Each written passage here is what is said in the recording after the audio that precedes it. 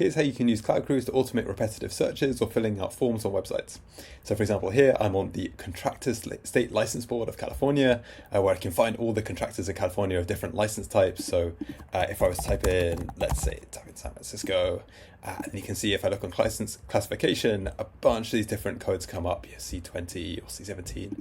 And if I hit the search button, then I get this, list of contractors, and I can export the entire list, and I can export them. So if these were leads to my business, it would be an amazing source to get contact information of leads. You can see contact information here.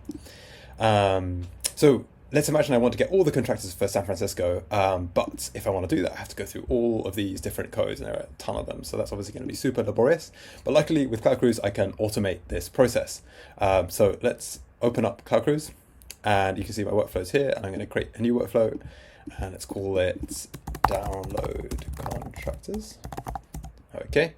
Now, one of the key parts of Cloud Cruise are nodes or actions that you can take. So we start at the start node, but if I go here, you can add, or basically pretty much any action you would take in the browser, you can add as an automated action in Cloud Cruise. But we start in the start node here, and we start with a particular entry point URL, which in this case doesn't really matter too much because we're going to be doing a loop over items anyway, in which we're going to navigate. So I'm not going to worry too much about that right now, and that becomes clear, I think later.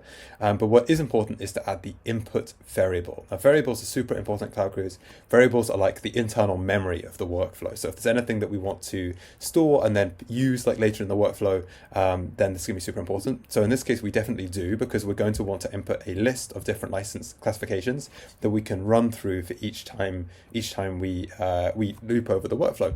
So you can see that I've extracted here like all the different select values that we want to add into this select field. So we want to add an input variable here. We don't have any defined yet. So let's go to create a variable so that you can see variables happen down here. I can create a variable. And in this particular example, I want to create an array because I want to add a list of different items here. So let's call this variable, let's say license list should be fine. And then lists are made up of a series of objects. So each item in the list should be an object with properties. In this case, we just have one property, which is going to be just say like, I don't know, license again. Should be fine. Okay, cool. And now in the start node, I can then assign my input to the license list. And when it comes to running this workflow, then I'll get an input field where I can upload my list in a CSV format. Cool. So that's the start node. Now that I've defined my list and I've loaded it into the memory of the workflow, I can add a loop action. So we want to go through each one of these items and perform a series of actions for this item. So we want to loop over the license list that we just defined, and then for each item in the list, we want to define a new variable. So let's call it current license. So that's what we're going to refer to, like each item in the list, like as we're actually working on it in the loop. Now we're going to navigate to the contractor search field, let's call it this. And the reason that we're navigating at this point and not to begin with is that in the next step, we're going to search here and we're on a different page. So then when we come back, we want to like refresh the search field so that we can start again and input the values again. So first of all, we want to type into the cities field. So we want to type in San Francisco, because we want to find all the contractors in San Francisco.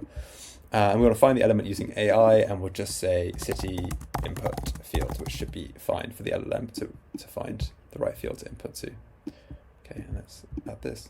Then we're going to add a select action, because the next one we want to iterate over is the license classification. And here, let's call it a license classification input select field. That also should be completely fine. And the value to select, we're going to add our variable that we've been iterating over here. So this is where we add the list item that we found earlier, and we actually index it by the property at this point as well, so we actually get the value in there. Cool. Okay, so now all we need to do is to hit click on the search button. So find the search button. Cool, super easy. And so let's just mimic that over here. So now I end up at the list of results. So now I want to find the export all. Find the export all.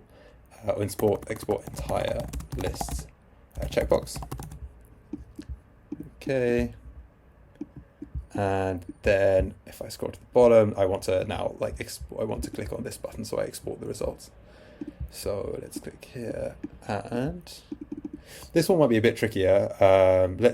So find the input button for exporting exports results as Excel. That should do it. And I'm going to give it GPT-4 because I think this could be a little bit harder. This button is maybe like a bit less clear what's going on. So I have that flexibility within Cloud Cruise to define whichever model I need. Okay, cool. So that should be the end of this particular loop. So I can add this back to the start of the loop. And once we finish iterating over all of the items in the loop through all the licenses, then I should be done with the workflow. So I will add an end node. And we could, of course, extend this. If we want to loop over the cities as well, then we could define 2 loops with the cities and with the license types. But for now, let's finish it there. Okay, cool. So that's saved fine. So now if I see my new workflow here, downloaded contractors, I can upload my CSV licenses here. Great. Okay, and I assign that to this column. Cool, and I can kick it off. Okay, so we start on the URL that we chose to start at the site URL, which doesn't matter too much. And now we're going to just go through each one of these actions. So first of all, we've loaded in each of our different select values, our different contractor types into the loop variable. I've navigated to the search field, okay, so you can see that the type action has found the right field and has entered the right text. My hands are completely free, I should say as well. This is all the the LLM case. It's found the select field and it's entered that.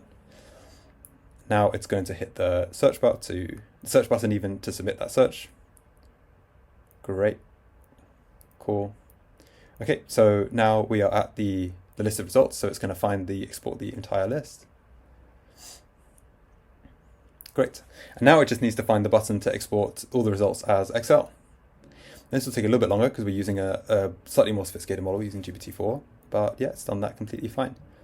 And now I get the download the list of results, and it will just, it will loop over and keep iterating through each one of these contractor types. So now I'm going to go back to the search field and at the beginning, I'm going to type the city name again,